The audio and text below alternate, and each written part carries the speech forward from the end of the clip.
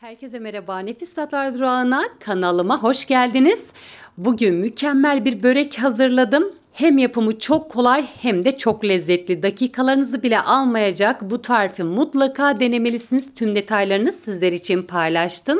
Bu arada hala kanalıma abone değilseniz abone olmayı, beğeni yapmayı ve bu videoyu sonuna kadar izlemenizi önemli rica ederek sizleri daha fazla bekletmeden hemen tarifime başlıyorum. Kasenin içerisine 1 su bardağı ılık su ve 1 su bardağı ılık süt ilave ettim. Üzerine 1 paket kabartma tozu, 1 adet yumurta akı ilave ediyorum. Yumurta sarısını üzerine sürmek için kullanacağım. Şimdi ununu ekliyorum. Tarifim için 4,5 su bardağı un kullandım. Unu eklerken üzerine 1 tatlı kaşığı dolusu tuz ilave ettim. Un eklerken lütfen kontrollü olalım. Her un aynı değildir. Kalitesine göre, markasına göre değişiklik gösterebilir. Yavaş yavaş ilave edelim. Yumuşacık bir hamur elde etmeliyiz. Ve şimdi hamuru yoğurmaya başlıyorum. Ortalama 4-5 dakika boyunca hamur özleşene kadar yoğurmaya devam edeceğim. İlerleyen dakikalarda sizlere hamurun yumuşaklığını ve kıvamını da yakından göstermiş olacağım.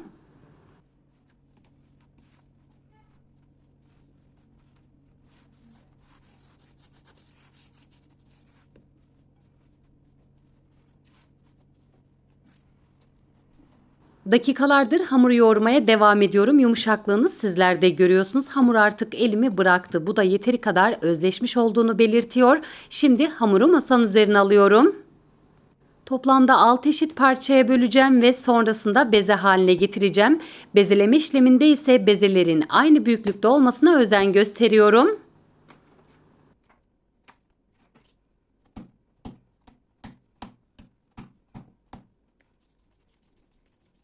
Bezeleme işlemini tamamladıktan sonra bezeleri servis tabağına alacağım. Üzerini kapatıp 10 dakika boyunca dinlendireceğim kolaylıkla açabilmek için. Hamur bir köşede dinlenirken ben hemen iç harcını hazırlamaya geçiyorum. Çökelek peyniri ve maydanoz kullandım. Sizler dilediğiniz iç harcını kullanabilirsiniz.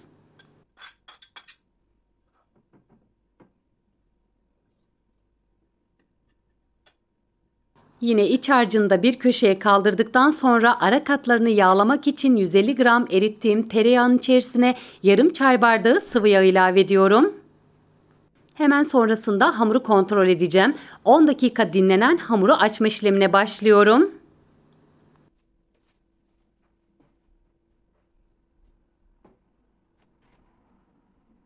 Evet, şimdi bir tane bezeyi büyük açacağız. Diğer 5 tane bezeyi küçük küçük açacağız. Bezenin altına ve üstüne bolca un serptim. Oklava ile döndürerek bezeyi açmaya devam ediyorum. Burada yufkayı açabildiğim büyüklükte açmaya özen göstereceğim. Başta kullanmış olduğum un çok önemli. Bol miktarda un kullanırsak sonrasında un kullanma gereği duymayacağız. Çünkü başta kullandığımız un ile yufkayı yeteri kadar büyütmüş olacağız.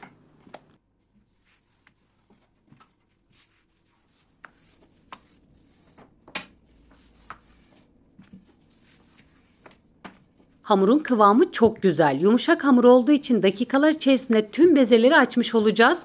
6 tane bezeyi de açıyorum. Ardından yağlama işlemine geçeceğim.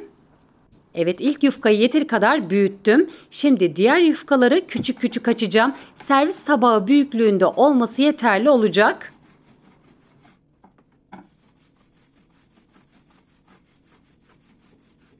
Evet, görmüş olduğunuz gibi ikinci bezeyi de servis tabağı büyüklüğünde açtım. Diğer bezeleri de aynı işlemi uygulayacağım. Buraya kadar gelen sevgili takipçilerimden yorumlar kısmına emoji olabilir, çiçek olabilir, tarifim hakkında farklı fikirlerde, farklı düşüncelerde bulunmak isterseniz benimle paylaşabilirsiniz. İlk açtığım büyük yufkayı masanın üzerine serdim. Ortasını yağlıyorum. Ardından diğer bezeleri üzerine sereceğim. Evet, şimdi açtığım ufak yufkalardan bir tanesini üzerine serdikten sonra hem yağlamaya hem de iç harcını eklemeye devam edeceğim. Buradaki en önemli detay bolca tereyağı kullanmamız. Bol bol tereyağı kullandığımız zaman böreğimizin katları tek tek sayılır. Asla içerisinde hamurlanma olmaz. Ve şimdi üzerine bolca iç harcından ekliyorum ve diğer yufkayı üzerine kapatacağım.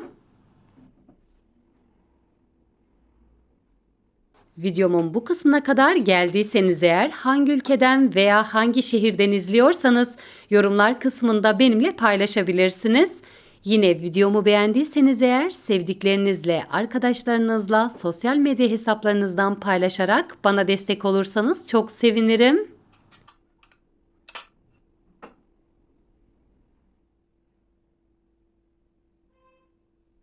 Evet, tüm yufkaları yağladım.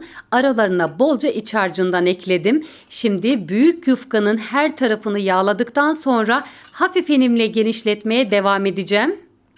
Bu arada ben tereyağı kullandım. Sizler dilediğiniz katı yağını kullanabilirsiniz. Hiç fark etmez. Evet, görmüş olduğunuz gibi elimle şöyle hafif çekiştirerek yufkayı genişletmeye devam ediyorum.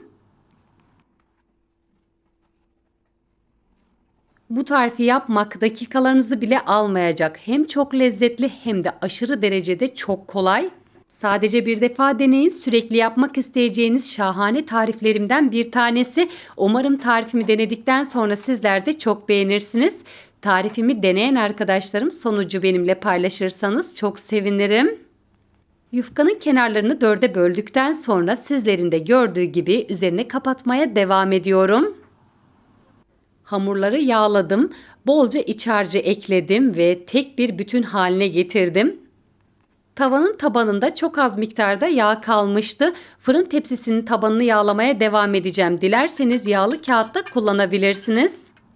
Hamuru tepsinin içerisine aldıktan sonra elimle açmaya devam edeceğim. Şimdi yine parmak uçlarımla bastırarak hamuru tepsinin içerisinde genişletmeye devam ediyorum. Hamur zaten çok yağlı. Burada oklava veya merdane kullanmamıza hiç gerek yok. Hamura bası uygulayarak rahatlıkla genişletme işlemini de tamamlıyorum.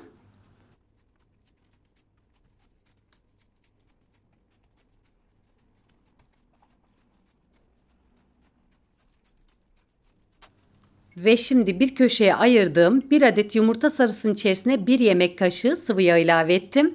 Güzelce karıştırıp böreğin her tarafına bolca yumurta sarısı sürüyorum. Böreğimiz artık fırına gönderilmek için hazır. Dilerseniz üzerini susamla veya çörek otuyla da süsleyebilirsiniz. Böreği önceden ısıtılmış 180 derecelik alt üst ayar fırında pişiriyorum. Bu sırada lütfen kontrollü olalım. Her fırın aynı değildir, değişkenlik gösterebilir. Böreğin altı ve üstü kızardıktan sonra hemen fırından alalım. Yüzeyinin çıtır çıtır olmasını istedim. Daha yumuşak bir börek elde etmek için üzerini kapatıp kendi sıcağında 10 dakika boyunca bekletmeniz yeterli olacak. Dilimler haline getirdikten sonra böreği hemen sıcak sıcak servis yapacağım. Sizlere de iç dokusunu yakından göstermek istiyorum.